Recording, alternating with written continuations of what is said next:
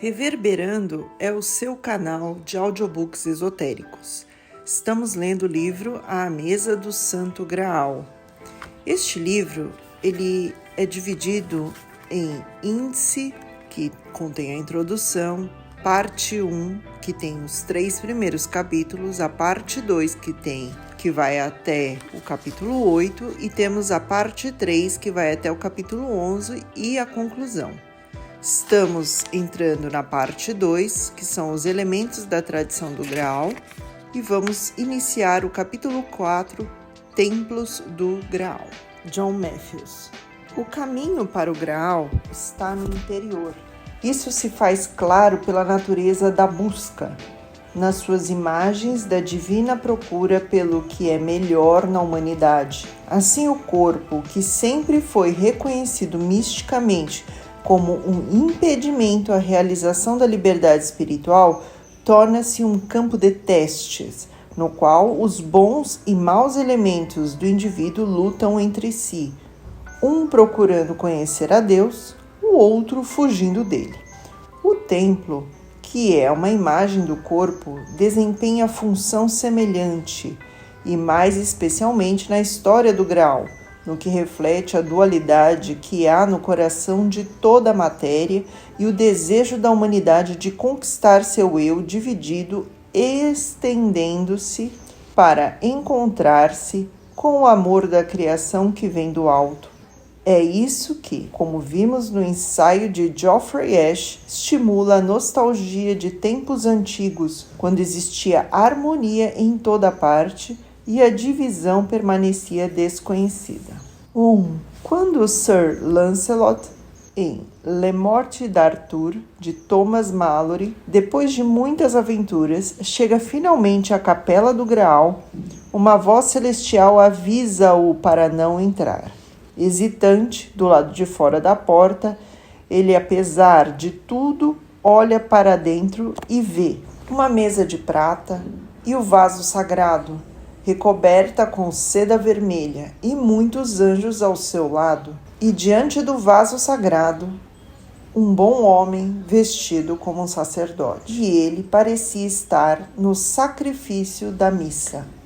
Observando os acontecimentos que se seguem, Lancelot vê o celebrante levantando a imagem de um homem, como se estivesse fazendo uma oferenda ao altar. E quando parece que ele vai cair com o esforço, Lancelot entra na câmara, movido pelo puro desejo de ajudar, mas ele é derrubado por um sopro de fogo e fica cego com a luz que flui do Graal, pois Lancelot é um homem caído e, além disso, ele não conhece o caminho para a presença do Graal. Trata-se de um caminho difícil, pois ele consiste em penetrar o castelo e o templo do Graal, que é projetado de forma a servir como um teste de iniciação para todos os que desejam compartilhar de seus mistérios. A experiência de Lancelot encontra eco em muitos que se apresentam despreparados e que acabam por ficar cegos por aquilo que não conseguem compreender. Seguido corretamente, entretanto, o caminho que leva até o lar do Graal pode oferecer um meio de conhecer, de entender a luz. Muitos templos caíram em ruínas, mas disse que o verdadeiro templo nunca é destruído, assim como não o pode ser o caminho que leva a Deus. Seria importante manter isso em mente ao examinarmos algumas das imagens que esse templo imperecível assume no correr de sua longa história, esperando que assim possamos aprender algo dos contínuos mistérios do Graal. 2. As tradições mais antigas relacionadas com a construção de templos os apresentam como lugares de morada para Deus, onde o Criador, convidado a entrar em sua casa, pode permitir-se comunicar com sua criação. A terra sobre a qual o templo repousa é, em consequência, solo sagrado, ou pelo fato de o templo ter sido construído naquele lugar, ou por um sinal sagrado do divino que exige a construção como um marco para aqueles que estão em busca da experiência sagrada. Assim, ele se torna um têmenos, um lugar separado onde uma linha invisível mostra que ele é um espaço sagrado e que penetrá-lo significa entrar na esfera do divino, na reflexão terrestre do celestial. Por essa razão, as formas bastante frequentemente incorporadas ao desenho do templo são a do círculo e do quadrado, representações simbólicas do céu e da terra, de forma que muitos deles são feitos de pedras quadradas dispostas em círculos, os templos megalíticos, e são edifícios retangulares sustentados por colunas cilíndricas, como os templos helênicos ou egípcios. Essas formas podem ser consideradas imagens arquetípicas do masculino e do feminino, sendo que o círculo do céu e o quadrado da terra se unem numa única imagem. Graficamente, isso pode ser expresso pelos vesicapices, 2 círculos entrelaçados, figura 3, que ilustram a ligação entre Deus e a sua criação, que ocorre no templo, diretamente ou através de intermediação de sacerdotes e profetas. Plotinus entendeu isso perfeitamente quando escreveu, usando uma analogia pouco diferente: ele pertence ao Senhor, como 2 círculos concêntricos. Eles são apenas um quando coincidem e apenas 2 quando estão separados. É o estado da separação espiritual, mais facilmente expresso pelas imagens da queda, a causa do fracasso de Lancelot e dos que vêm depois dele. E é por essa razão que o Templo do Graal existe para mostrar o caminho que leva de volta ao estado de unidade com o impulso divino da criação. É por essa razão também que encontramos a primeira referência sobre o Graal numa das consequências da história da queda, pois disse que o Graal foi confiado a Adão no começo dos tempos, mas que depois da queda ele permaneceu no Éden, uma vez que era um objeto por demais sagrado para ser trazido para o mundo. Mas há uma tradição que diz que Sete, o filho de Adão e Eva, a quem os gnósticos reverenciavam como um mestre oculto, fez a jornada de volta aos portões do Éden à procura do vaso sagrado. Lá foi-lhe permitido entrar e permanecer por 40 dias, ao fim dos quais o Graal lhe foi dado, para servir tanto como lembrança do que havia sido perdido, quanto como um signo de esperança e redenção a vir, embora esta tenha permanecido sem reconhecimento até o tempo de Cristo, época em que o símbolo do Graal, na forma de cálice, estabeleceu-se na crença cristã. O mais especialmente importante aqui é que aqueles que possuíram o Graal depois de Sete foram, por isso mesmo, capazes de estabelecer um centro espiritual destinado a substituir o paraíso perdido e para servir como uma imagem dele. Essa é a imagem que é dada pelo Templo do Graal e também, como já vimos, por um lugar onde Deus e sua criação podem encontrar-se e conversar, igual ao que antes no paraíso havia existido. Dessa perspectiva, o templo pode ser visto como representação de um diagrama evolucionário cósmico. É como se os seus construtores, convidando Deus a descer ao interior dos têmenos, estivessem não apenas pedindo para ser guiado ao longo do caminho em direção à unidade da perfeição, mas também estivessem antecipando, embora hereticamente, que Deus fosse evoluir mais ainda através do contato com eles. Deus é espírito e a humanidade é matéria, e os dois não podem evoluir separadamente. Na verdade, ambos são como 2 círculos entrelaçados, como se completam apenas quando superpostos um exatamente sobre o outro. momento em que tornam-se um. Assim, todos os templos e igrejas foram planejados para ser glifos físicos a serem lidos tanto pela humanidade como por seus deuses, como um espelho refletindo imagens do temporal e do divino, respectivamente para homens e deuses.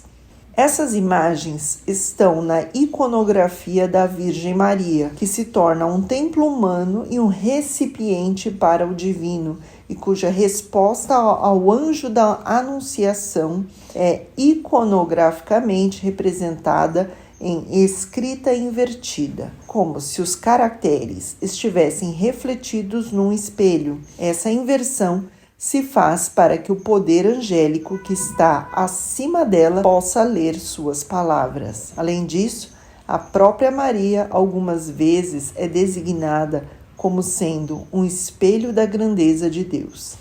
Assim, nos templos mais antigos que conhecemos, as pedras que dão nome ao homem megalítico foram erigidos em círculos, dispostos em pontos de poder sobre o solo, de forma a servirem como extensões vivas da própria terra. A mãe, elevando seus braços em direção à lua, ao sol e às estrelas, esses rústicos observatórios astronômicos foram construídos tanto para os deuses quanto para a humanidade, não apenas para honrá-los, mas também para convidá-los a participar no ritual vivo da vida à sua volta. Ou citando mais uma vez a Plótinos, aqueles antigos sábios que procuraram assegurar a presença dos seres divinos erigindo lugares sagrados demonstraram visão da natureza do todo, percebendo que, embora o Espírito esteja presente em todos os lugares, a sua presença estaria garantida muito mais prontamente quando um receptáculo apropriado fosse elaborado, servindo como um espelho para captar a sua imagem.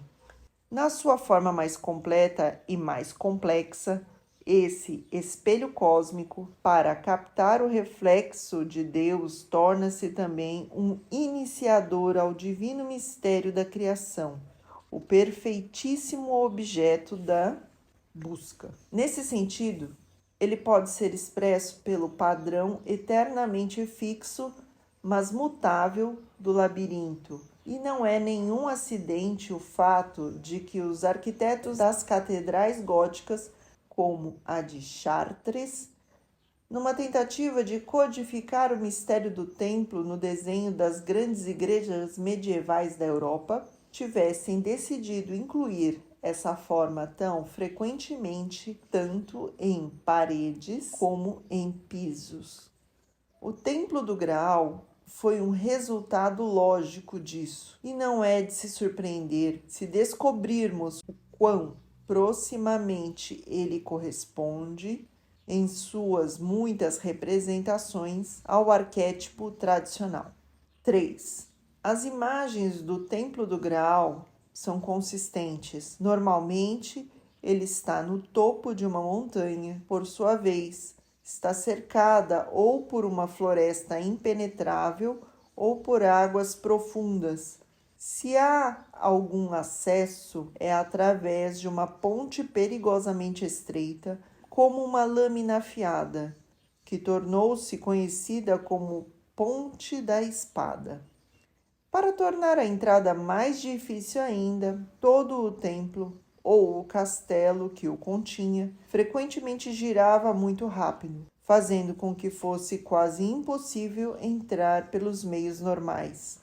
Uma vez dentro, mais perigos esperavam, e para os poucos que conseguiam alcançar o centro, onde ficava a Capela do Graal, a experiência poderia, como no caso de Lancelot, ser aflitiva e perigosa.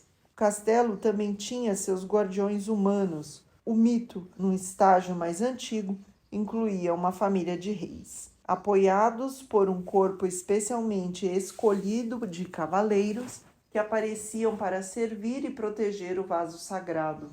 A descrição mais completamente desenvolvida do Templo do Graal na Idade Média pode ser encontrada no poema germânico Der Jüngere Titurel, de 1270, atribuído a Albrecht von Stauffenberg.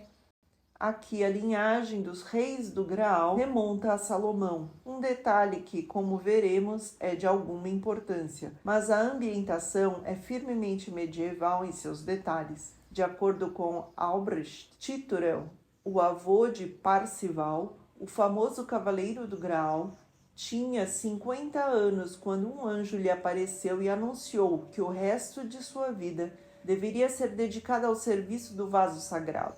Consequentemente, ele foi conduzido a uma floresta selvagem, de onde se levantava a montanha da salvação, Mont Salvage, onde encontrou trabalhadores reunidos de todas as partes do mundo que deveriam ajudá-lo a construir um castelo e um templo para o Graal, que neste tempo flutuava desabrigado sobre o local, seguro por mãos celestiais.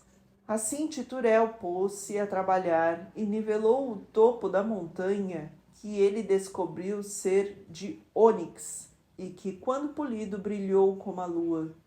Logo depois ele encontrou a planta do edifício misteriosamente gravada nessa superfície fabulosa. 30 anos se passaram até que o templo fosse completado, durante os quais o Graal forneceu não apenas a substância da qual ele foi construído, como também o alimento para o sustento dos trabalhadores.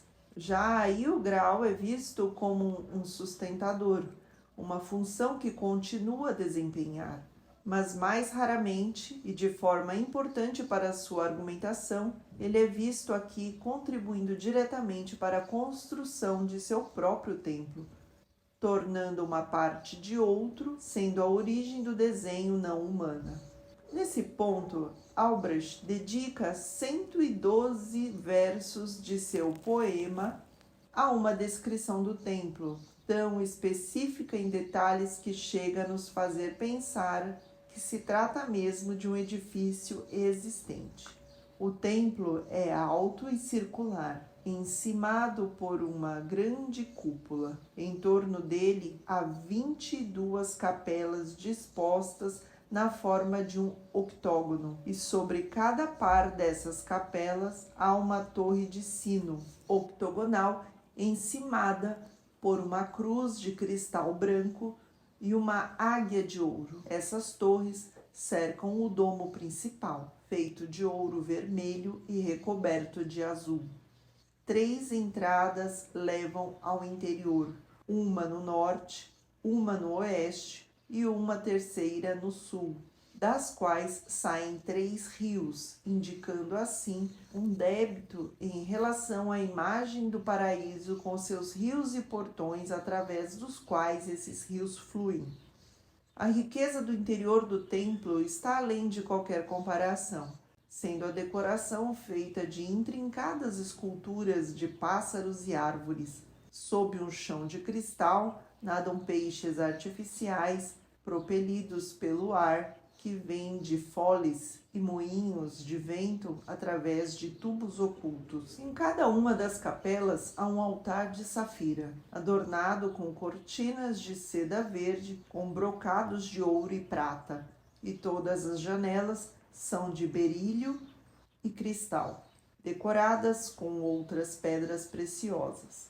No domo, propriamente dito, há um sol e uma lua movidos por um mecanismo de relógio, cruzando um céu recoberto de azul ao qual as estrelas são diamantes. Sob esse céu, exatamente no centro do templo, há um modelo em miniatura de toda a estrutura, feita com as mais raras joias, e no interior dessa redução é mantido o Graal, ele próprio uma imagem microcósmica de todo o universo da criação. É evidente que o que Albrecht descreve em seu poema é uma representação do paraíso terrestre. Detalhes tais como o dos 3 rios, assim como o aspecto geral do edifício, congelado e perfeito no esplendor de suas riquezas, pássaros e peixes artificiais. Tudo leva a essa conclusão. O primeiro lar do Graal está sendo reconstruído em termos medievais, mas ele permanece sendo uma cópia, um simulacro do templo verdadeiro, cuja realidade é meramente um espelho. Mas a imagem não se limita puramente às manifestações míticas ou, na verdade, literárias. É possível relacionar a origem do templo de Albrecht a uma localização real, embora isso não tenha vindo à luz senão na década de 30, quando o orientalista Arthur Uphan Pope liderou uma expedição ao antigo templo sassaniano persa, conhecido como Takht e Takdis, ou Trono dos Arcos, onde hoje fica o Irã. A atenção de estudiosos mais antigos já havia sido atraída para as evidências literárias que sugeriam uma ligação entre o semilegendário Takht e o Templo do Graal. Mas foi só quando Pope publicou suas descobertas que se soube que a realidade do Takht aproximava-se muito de perto à descrição do poeta do século XIII. O sítio arqueológico continha a evidência de um grande domo central cercado por 22 capelas ou arcos laterais, assim como outros detalhes arquitetônicos semelhantes aos descritos no Jüngere Titorel. Até mesmo a montanha de ônix de Albrecht foi comprovada pela presença de depósitos minerais em torno da base do local. Esses minerais, quando ressecados pelo sol, pareciam-se muito com o ônix. As escavações de Pope também confirmaram que o Takht possuiu um observatório completo, com tábuas astronômicas em ouro que podiam ser mudadas de acordo com as estações. No interior do grande domo havia um mapa estelar e, para facilitar ainda mais as coisas, toda a estrutura repousava sobre rolamentos, ocultando abaixo dela uma caverna, onde parelhas de cavalos puxavam dia e noite, fazendo-a girar para as direções dos 4 quadrantes, de tal forma que em cada estação ela ficava no alinhamento correto com o céu. Evidências literárias extraídas de escritos persas, tais como o Shahnameh, confirmaram ainda mais os detalhes do local e tornaram clara a natureza dos rituais que aí celebrava. Eram rituais do tipo sazonal e relacionados com a vegetação, e quando realizados pelos dirigentes sacerdotais da Pérsia antiga, garantiam a fertilidade da terra e a própria continuação da vida do povo. Pope comentou que a beleza e o esplendor do Takht focalizaria a atenção simpática e a participação dos poderes celestiais, de forma que temos mais uma vez a expressão do desejo de uma intervenção direta de Deus em um templo feito por mãos humanas. Um templo que, além disso, girava como o Templo do Graal, e em certas versões os muros do paraíso terrestre, e sem o que não se podia dizer que estivesse completo. Quarto, muitos dos atributos discutidos trazem também à mente um templo ainda mais famoso, o de Salomão em Jerusalém, cuja história está indissoluvelmente ligada com a da Arca da Aliança. Ela própria é uma imagem que compartilha muitos dos atributos do Graal. Sua história é também a história de uma raça escolhida e suas combinações com o seu Deus. Construído para abrigar a presença de Deus, Shekinah, o Templo de Salomão foi a concretização de uma ideia que começou com a revelação de Moisés, que criou o primeiro tabernáculo para conter a arca. Do interior dessa casa sagrada, Deus falou de cima do propiciatório e do meio dos 2 querubins que estão sobre a arca do testemunho. Mas o tabernáculo nunca foi visto como um lar permanente e ficou para Salomão a tarefa de dar forma a um lugar final de repouso para a arca em Jerusalém. Mas até mesmo esse templo ficou sendo meramente um padrão para o templo celestial, o trono de Deus, o templo não construído por mãos humanas. Ele possuía também uma vida secundária espiritual, feita das pedras cristalizadas do rio Jobel, que corria desde o Éden. Assim, aí há o sentido de uma imagem por detrás de uma imagem, enquanto a ligação entre as dimensões celestial e terrena do templo é parte do mistério edênico e, portanto, do Graal, que por sua vez desempenha a mesma função que a arca como lugar de encontro e fusão da essência do Deus com a de sua criação. Isso pode ser levado um passo adiante em referência à tradição cabalística, na qual se diz que o templo terreno possui dois aspectos entrelaçados, um celestial e um divino.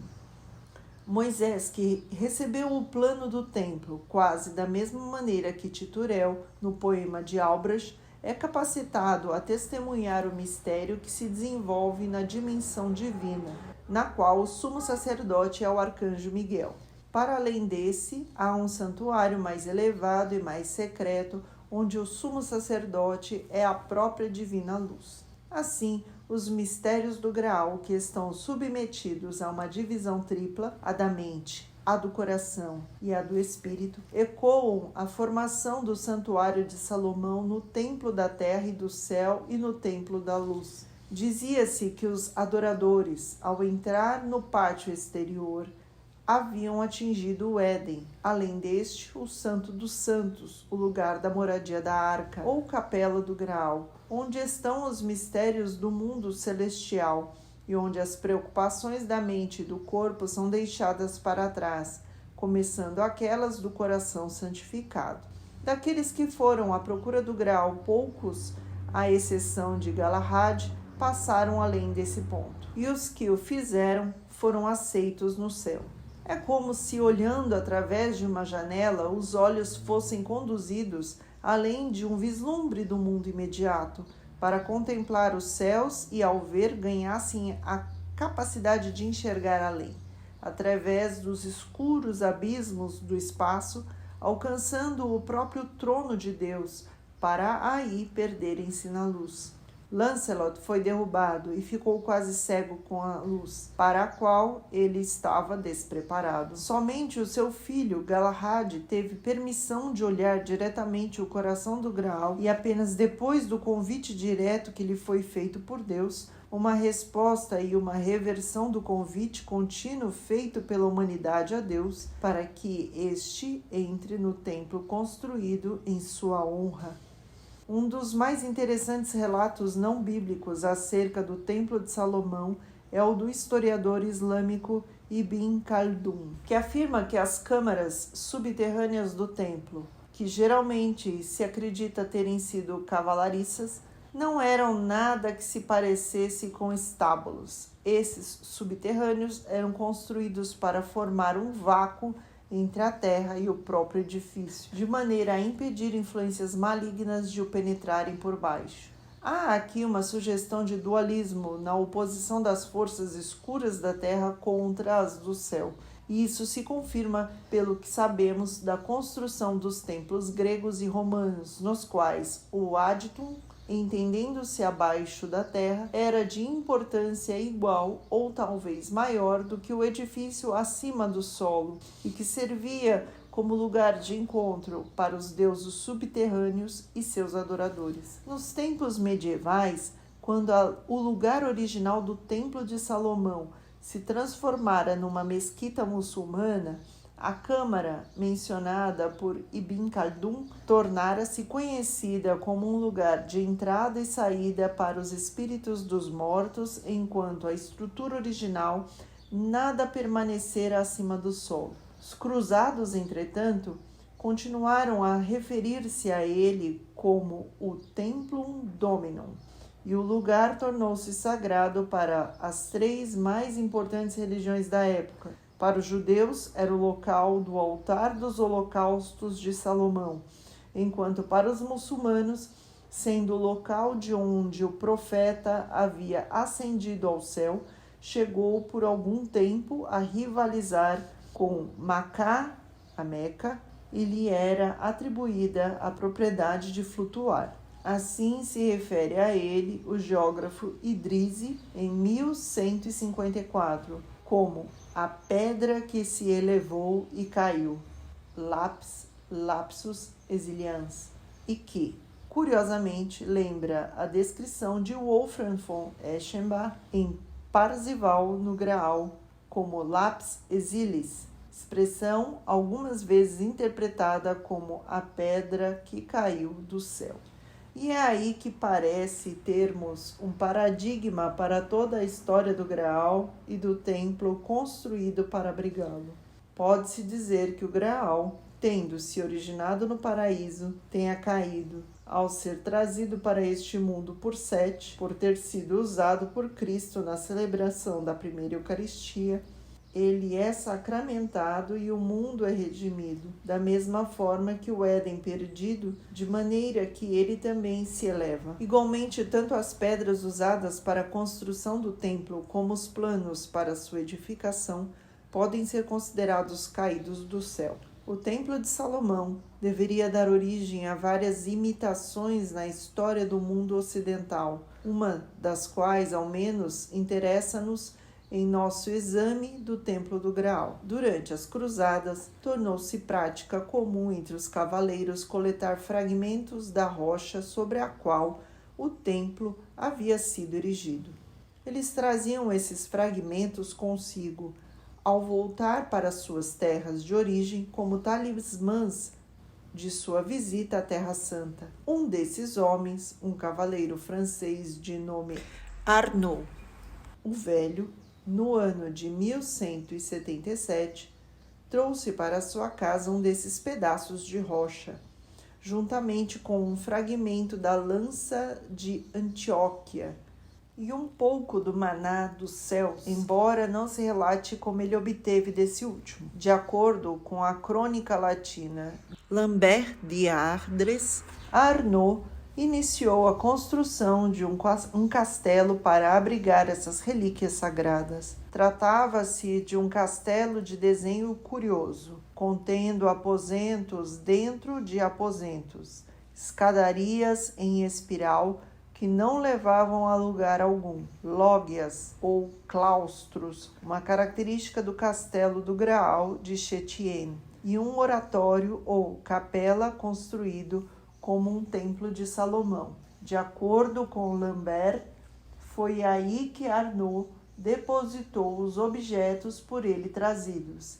E é interessante notar que esses objetos coincidem precisamente com as relíquias sagradas do Graal. A lança, há longo tempo, havia sido identificada como a que fora fincada no corpo de Cristo, quando ele pendia na cruz. E nessa condição, tornou-se uma das características do Templo do Graal. O maná, o alimento sagrado do céu, é a substância fornecida pelo Graal, em sua forma física ou espiritual. A pedra vinda de Jerusalém era parte da pedra que se elevou e caiu, e lembra assim a pedra do Graal de Wolfram, de forma que temos juntos, num templo ou castelo construído de maneira a parecer-se com o Templo de Salomão, todos os elementos da história do Graal, originando-se da Terra Santa. As ligações do Graal com Salomão e seu templo, para a maior glória de Deus, não terminam aqui. Restam dois fatos importantes a serem considerados. O primeiro diz respeito à Arca da Aliança, que pode ser vista como o Graal de sua época, e sobre a qual uma enraizada tradição da Igreja Etíope afirma ter sido removida de Jerusalém antes da destruição do templo por Menelik, um filho de Salomão e da rainha de Sabá. Ela ainda é mantida escondida na Catedral de Aksum, na Etiópia moderna, e permaneceu como parte central da prática sagrada, conhecida como o Tabô, do árabe Tabut al-Ahri, Arca da Aliança. Ela é levada em procissão no Festival da Epifânia, com acompanhamento de cantos e danças, lembrando o tempo em que Davi E todos os da casa de Israel trouxeram a arca do Senhor com gritos e ao som de trombetas. Em todas as igrejas da Etiópia há réplicas do tabu. E onde essas igrejas são grandes o bastante para possuir um santo dos santos, essa representação da arca é mantida no seu interior, como era tradicional no Templo de Salomão, em Jerusalém. Será possível termos aqui uma contribuição para a história do Graal? Tem-se apontado que histórias relacionadas à busca de um objeto sagrado, busca essa empreendida pelo filho de uma rainha e órfão de pai, podem muito bem ter chegado até o Ocidente e aí se terem tornado a base de outra história de uma criança órfã, Parzival, que parte numa busca desse tipo. Acrescente-se a isso a própria natureza da arca e ainda o fato de que, além do Quebra-Nagast, no qual a história é encontrada inteira, a única outra fonte é árabe, o que sugere que o semítico Flegetanes, suposto informante, Wolfram von Eschenbach, que também era de origem árabe, pode ter sido o disseminador dessa narrativa. Assim como Flegetanes, Wolfram fala do Graal como algo trazido à Terra por uma hoste de anjos, onde uma progenie cristã, nascida para uma vida pura, tinha o dever de guardá-lo. Similarmente, o Quebra-Nagast fala de Menelik, filho de Salomão e da rainha de Sabá, levando a arca para fora de Israel para residir num Temenos, especialmente protegido na Etiópia. Mais duas considerações devem ser acrescentadas. Vimos em que estado ficou Lancelot quando entrou na capela do Graal para ajudar o homem vestido como um sacerdote que celebrava a missa. Mesmo tendo sido boa a sua intenção, não lhe foi permitido tocar o mistério ou vê-lo. Assim, também, na história da viagem da arca a partir de Geba, descrita no livro dos reis, quando ela atingiu o solo castigado de Nachon, as vacas que puxavam o carro sobre o qual a arca era transportada começaram a escoicear e a ficar inquietas, e fizeram a arca tombar sobre um de seus lados. Em consequência do que Osa esticou seu braço e segurou-a, ato impensado da sua parte que provocou a cólera divina. O Senhor fez um raio cair sobre ele e ele morreu ali, ao lado da arca. Novamente, o mistério é muito grande para ser visto ou tocado por quem não está preparado para tanto. Assim sendo, no poema sobre o Graal de Robert de Boron, encontramos a história de Sarracient, mulher de Evelak de Sarras, cuja mãe por algum tempo compartilhara a guarda do Graal, na forma de uma hóstia, e a guardara numa caixa, especificamente descrita como uma arca. Ela tinha permissão, ao menos, de tocá-la sem sofrer qualquer má consequência, mas tais casos são raros no mito. Em primeiro lugar, deve vir a visita ao Templo do Graal e seus perigos devem ser vencidos. 5. Já notamos anteriormente que as formas que ocorrem com mais frequência no desenho de templos são a do círculo e do quadrado. A significação dessas formas torna-se mais clara quando examinadas à luz da construção das cidades romanas e comparada às aventuras de Gawain no Castelo do Graal. O plano a partir do qual todas as cidades romanas eram construídas, assim como o plano do Templo do Graal de Titurel, era supostamente de inspiração divina e fora revelado a Rômulo num sonho. Esse plano consiste na realidade de dois desenhos diferentes, revelando juntos a imagem total da cidade. Esses dois desenhos incorporam o círculo e o quadrado, como no caso dos 4 muros quadrados do paraíso terrestre. Roma é construída com base no princípio do retângulo. Urbis Quadrata é dividida ao meio e novamente ao meio pelo cardo e pelo decumanus. O cardo corresponde à árvore axilar do universo, em torno da qual os céus giram, e, portanto, um protótipo do mesmo plano artificial astrologicamente inspirado que encontramos no Tact e no Templo do Graal. O decumanus de Decem, 10, dá a forma de uma cruz de braços iguais ao cruzar com o cardo. No interior desse complexo situavam-se os templos dedicados aos deuses do céu, o panteão masculino herdado dos gregos. Adjacente a Urbis ficava a fortaleza da colina palatina, uma forma circular conhecida como o Mundus.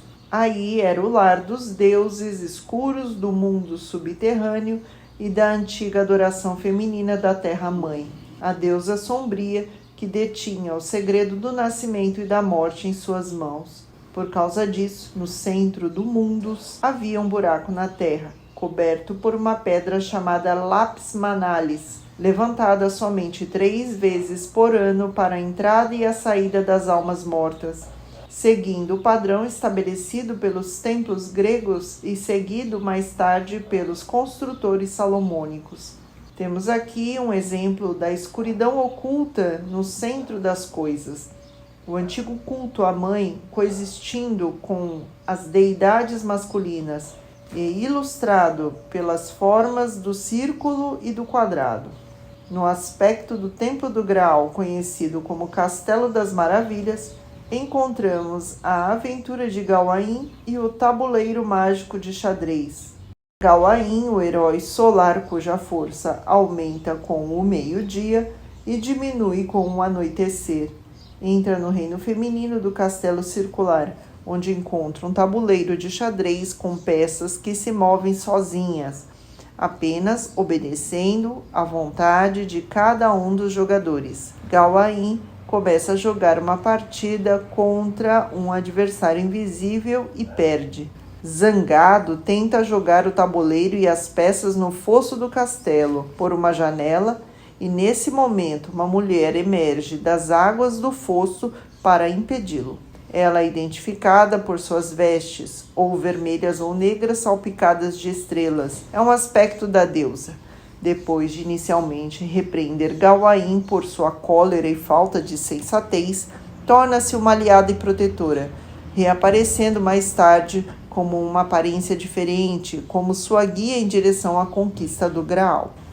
Não é preciso forçar muito a imaginação para vermos nisso uma reafirmação dos elementos masculinos e femininos associados ao templo.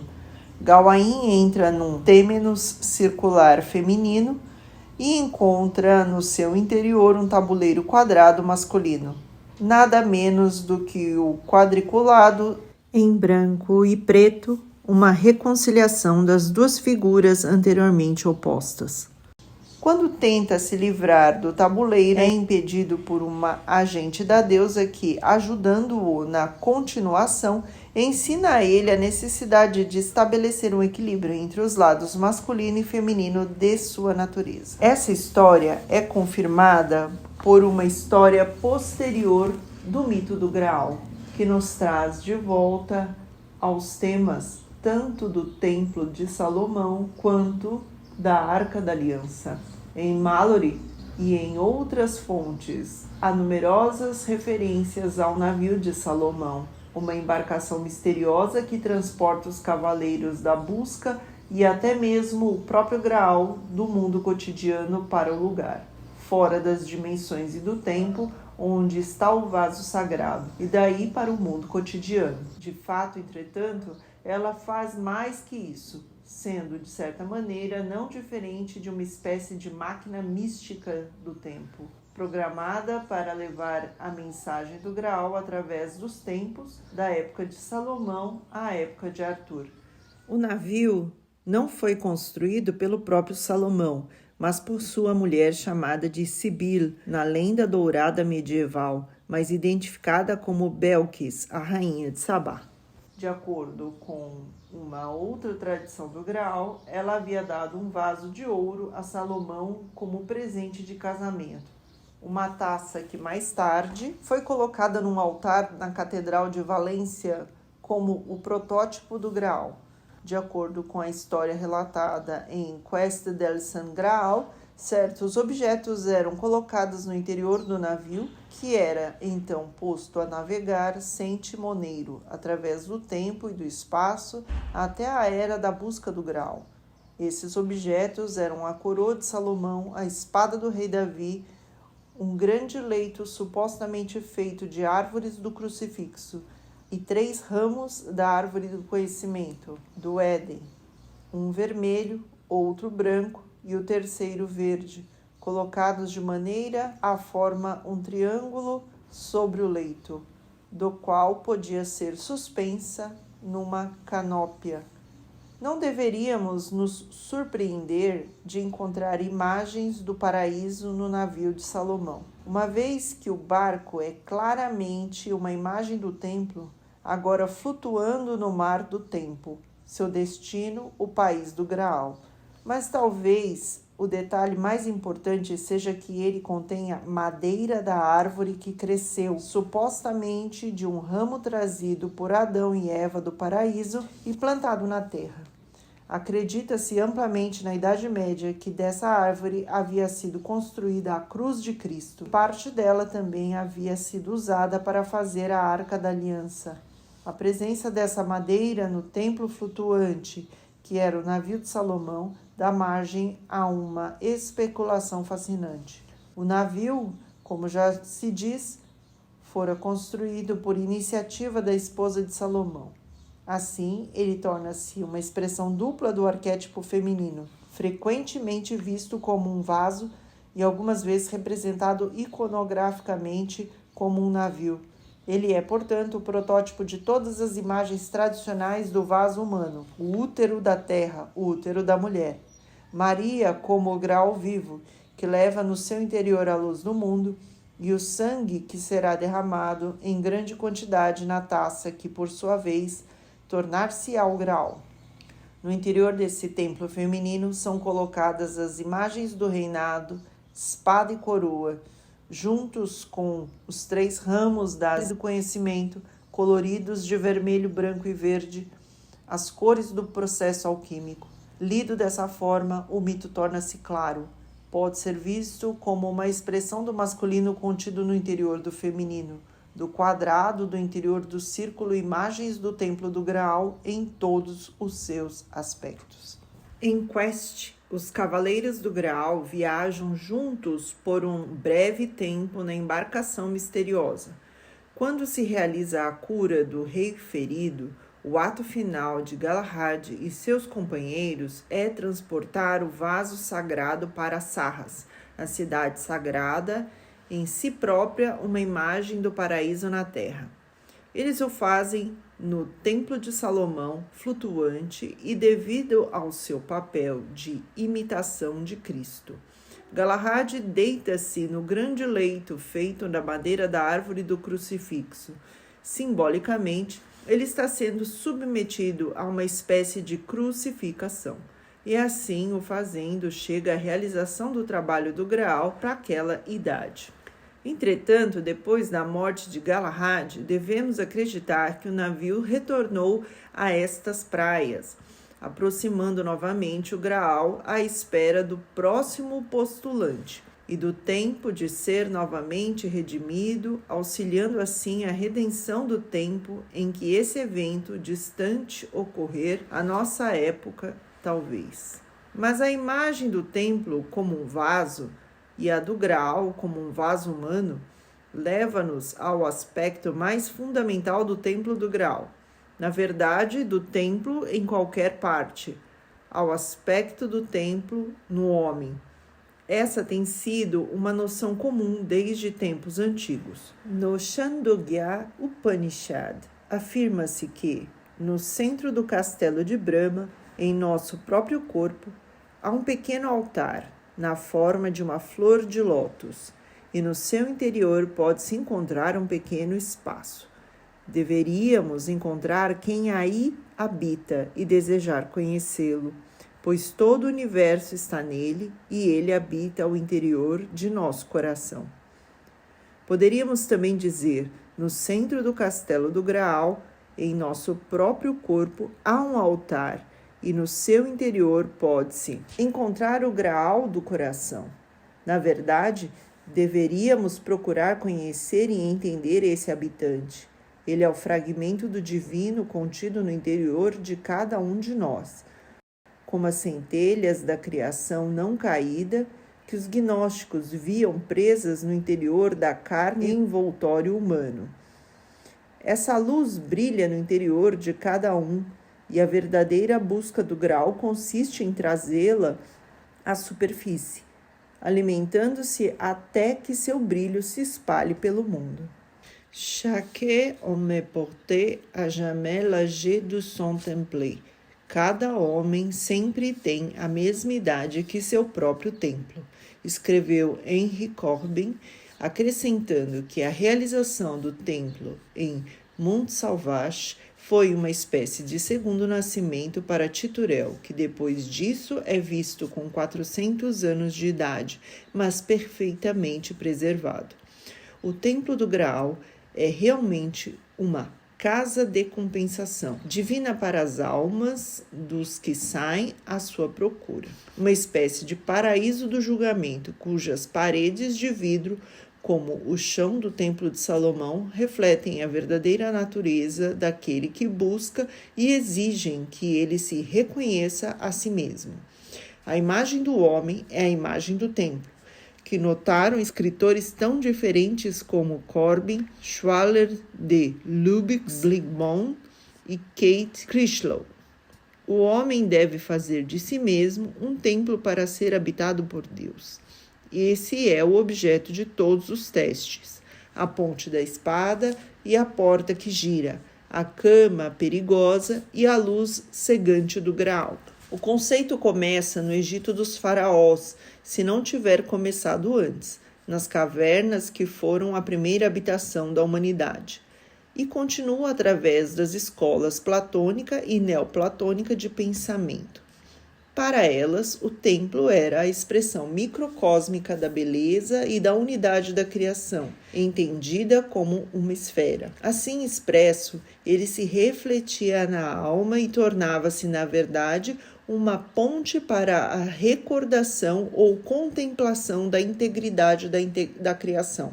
Palavras que poderiam igualmente ser bem aplicadas ao Graal ou ao enclave divino do qual ele é parte. Essa é a origem do Templo de Luz, o Haykat al-Nur, o templo macrocósmico que fica no cerne do misticismo islâmico, do qual, diz o místico sufi Ibn al-Arabi, o templo antigo que levantou para ti uma luz que brilha em nossos corações. Ao que se segue o comentário, o coração do gnóstico, que contém a verdadeira realidade, é o templo. Voltamos novamente ao mundo do templo salomônico do Graal, cuja imagem transformada e alterada juntamente com o paraíso terrestre anexou-se ao mundo do mito do Graal arturiano. E esse mundo, por sua vez, se transforma de volta ao mundo edênico da inocência primal, lar original do vaso sagrado, cuja posse representa a preservação da tradição primordial num centro espiritual em particular, que tem seu centro no coração. Ibn al-Arabi escreveu que o último verdadeiro homem nasceria da linhagem de Sete. Não teríamos nessa afirmação uma pista acerca do destino do próximo portador do Graal, que estará entre nós no tempo da próxima sagração do vaso divino? Todos os cavaleiros do Graal eram seguidores de Sete. O primeiro a sair à sua busca e suas aventuras são signos transparentes do anseio humano de experimentar o divino. Muitos de nós, se estivéssemos despreparados, ao encontrarmos nosso caminho para entrar no templo, provavelmente sofreríamos o mesmo destino que Lancelot. Mas o Templo do Graal existe para nos mostrar que vale a pena tentar o caminho e que é possível alcançar o centro, bastando apenas que estejamos atentos o bastante para a mensagem que ele nos reserva. Mas o que acontecerá quando finalmente alcançarmos o centro? Se nos remetermos ao que já aprendemos sobre a imagem do templo na terra e nos céus, podemos estar começando a responder essa questão. Todos os templos são incompletos. Só a direta participação de Deus, que desce aceitando as preces que se elevam de sua criação, pode torná-los inteiros. Da mesma forma, é com o Graal que também precisa ser santificado, tornado completo, pelo toque que faz sangue do vinho e carne do pão. O Graal se torna um todo quando está cheio, e não é por acaso que a forma que ele mais frequentemente assume é a de um cálice. Se enxergarmos nele dois triângulos, um sobre o outro, encontrando-se em seus vértices e assim ligando-se um ao outro, podemos perceber que essa é a imagem do encontro divino entre o superior e o inferior, o temporal e o divino. O mesmo evento acontece no santuário do templo e é melhor expresso, como já vimos, pela figura do Vesica Piscis, os dois círculos entrelaçados e interligados que podem representar Deus e a humanidade, em cujo centro, fora do tempo e do espaço, os opostos se juntam, o macho e a fêmea, imagens de luz e escuridão que estivemos examinando, o que na história do Graal são representadas pelo castelo do tabuleiro de xadrez. Vemos também que isso se exprime no templo humano, pela necessidade em cada indivíduo de alcançar mais alto e de ser encontrado no meio do caminho. Em certa medida, todos nós somos graais maiores ou menores, mas até que nos ofereçamos para sermos preenchidos pela luz, somos recipientes vazios. Talvez fosse o momento de examinar novamente alguns dos símbolos que reconstruímos ao longo deste estudo. Na verdade, estamos chegando a um ponto no qual palavras não fundamentadas já não podem mais dar sentido ao complexo de ideias apresentado. Na simples imagem com a qual começamos, a do Vesica Piscis, temos a maior parte da história. O centro do desenho, eliminando-se as partes exteriores dos dois círculos, figura 4, dá a forma do Graal. Se o tombarmos de lado, a forma continua a mesma, mas agora representa a imagem do Graal como um templo. O edifício acima, o Sanctum abaixo, ou como eles devem ser vistos. Deus e deusa tendo entre si, no ponto de encontro de tempo e lugar, a figura da humanidade. E no Temenos, que fica no meio, está a reconciliação dos opostos, a perfeição do espaço sagrado, abençoada pelo toque do divino, que interpenetra o temporal no ponto da experiência humana. Assim, essa experiência pode ser apresentada como uma troca, para a qual podemos contribuir em igualdade com Deus. Como já se sugeriu, a imagem do templo é, ao mesmo tempo, um signo de criação e de evolução dos deuses. A imagem do navio e do castelo do tabuleiro de xadrez, a Urbis Quadrata e o Mundus do mundo romano também harmonizam-se no interior desse único ponto de interação. O objeto da visita de Gawain ao Castelo do Graal foi a sua humilhação, e ele ter sido obrigado a reconhecer o padrão quadriculado de toda a vida, que é preto e branco, macho e fêmea, igual e proporcionalmente. A importância do vaso contenedor não pode ser superenfatizada. A parte inferior do Graal é desse mundo, penetrando de uma só vez o tempo e o espaço. A sua parte superior já está no estado paradisíaco do além-tempo, do além-espaço. No centro está o templo, o lugar sagrado no coração do círculo, o Sanctum, que se estende sobre a terra, mas está aberto para o céu. Assim, o Os templos antigos foram os mais simples e diretos meios de contato com o divino. Assim como hoje, o método mais simples e direto é construir e estabelecer o templo interno, o templo do coração.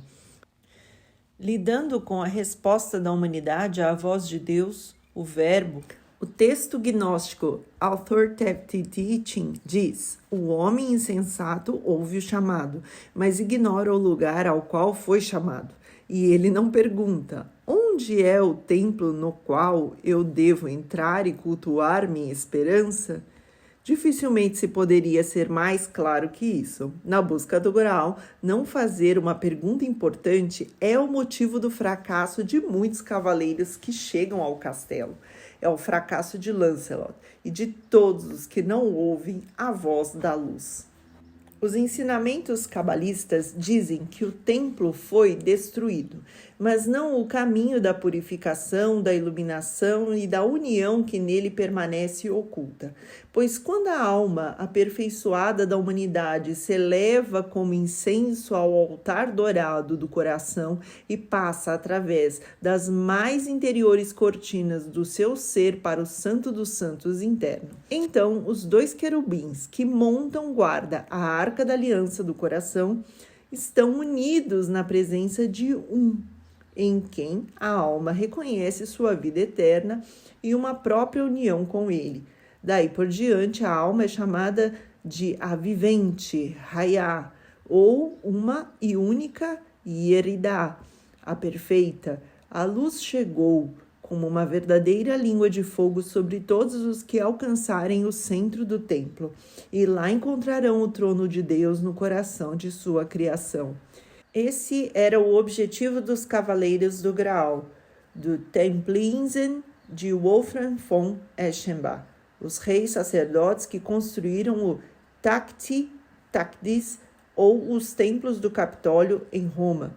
Antes deles, foi o desejo do povo que erigiu seus círculos de pedra para ecoar a dança do cosmos, esperando o momento em que Deus desceria para abençoar a sua procura com o seu toque.